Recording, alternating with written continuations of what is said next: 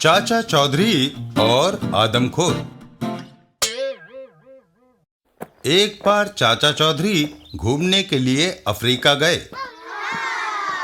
कुछ दूर जाने पर अरे टेंगो मास्टर नजर नहीं आ रहा। मैं यहाँ हूँ चाचा जी। अरे भाई जिराफ, जरा धीरे भागो, कहीं मैं गिर ना जाऊं। ये देखकर साबू हंस पड़ता है। हा हा हा, चलो अच्छा हुआ, टेंगो मास्टर को एक खिलौना मिल गया। थोड़ी दूर जाने पर अजनबी, नीचे उतरो और ये फूलों का हार स्वीकार करो। तुमने मेरा जो स्वागत किया है और खातिर की, उससे मैं बहुत खुश हूँ। अब बताओ, तुम मुझे ले कहाँ जा रहे हो? बलि चढ़ाने। बलि? नहीं, मुझे जाने दो। मुझे तुम्हारा ये आदर सम्मान नहीं चाहिए। जंगली उसे सर पे उठा लेते हैं। बचाओ! अब तुम बचकर नहीं जा सकते।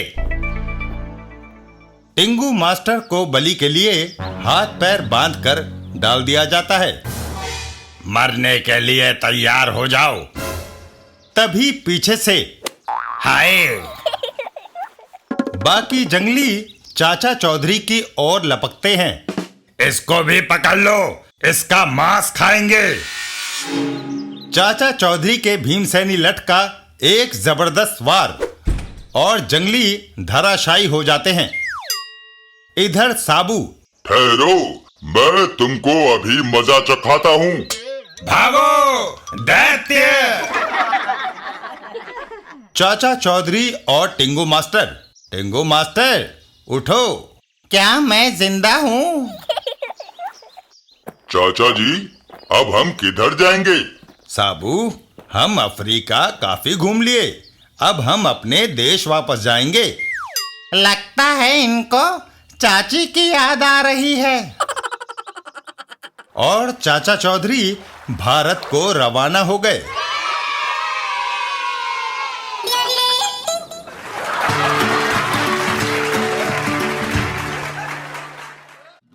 पिंकी और संगीतकार चंपू। एक दिन चंपू के घर पर। चंपू, यह क्या? चंपू नहीं, संगीताचार्य चंपूदास कहो। मैं 20वीं सदी का तानसेन हूँ। अब मैं तुम्हें एक ख्याल सुनाता हूँ। तुम्हारे ख्याल तो मैं बहुत पहले से जानती हूँ।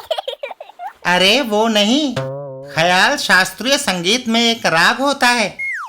चंपू तानपुरा लेकर बैठ जाता है। जिस तरह ठुमरी दादरा, उसी तरह ख्याल। अब चुपचाप सुनो।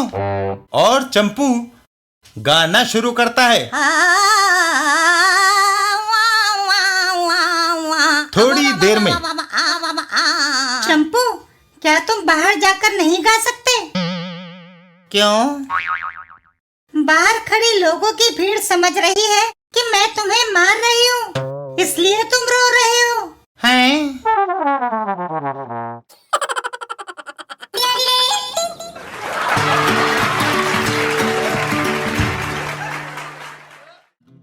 बिल्लू और टूथपेस्ट। हैं? एक दिन गब्दू के घर। रोजाना ब्रश करने से दांत मजबूत बनते हैं। हैं? टूथपेस्ट खत्म। आज दुकानों की साप्ताहिक छुट्टी है। बिल्लू के पास जाता हूँ। गब्दू बिल्लू के पास पहुँचता है। बिल्लो, क्या थोड़ा टूथपेस्ट मेरे ब्रश पर डाल सकते हो?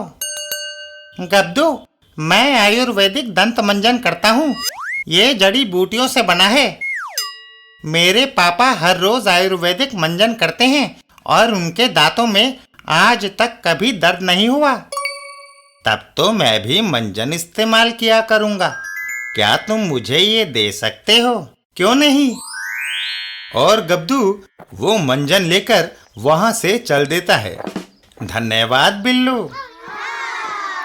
रास्ते में, जोजी, तुम ये लकड़ी क्यों खा रही हो? गद्दू, मैं इससे दांत साफ कर रही हूँ। इसे दातुन कहते हैं। जोजी अपने परदादा की ओर इशारा करती है। मेरे परदादा 125 साल के हैं। वो हर रोज बबूल की दातुन करते हैं। उनका एक भी दांत नहीं टूटा। ये सुनकर गब्दू ब्रश और दंत मंजन को फेंक देता है। मैं मंजन और ब्रश फेंकता हूँ। मैं चाहता हूँ कि मेरे दांत 125 वर्ष तक सलामत रहें। इसलिए मैं बबूल की दातुन करूँगा। गब्दू बबूल के पेड़ पर चढ़ने लगता है। इस पेड़ पर कांटे बहुत चुभ रहे हैं, लेकिन कुछ पाने के लिए कष्ट तो झेलना ही पड़ता है। गब्दू पेड़ पर चढ़कर एक शाख पर खड़ा हो जाता है। ये टहनी दातुन के लिए अच्छी रहेगी। पर तभी वो डाल जिस पर गब्दू खड़ा होता है वो टूट जाती है और गब्दू सीधा जमीन पर आ गिरता है। गब्दू और जोजी।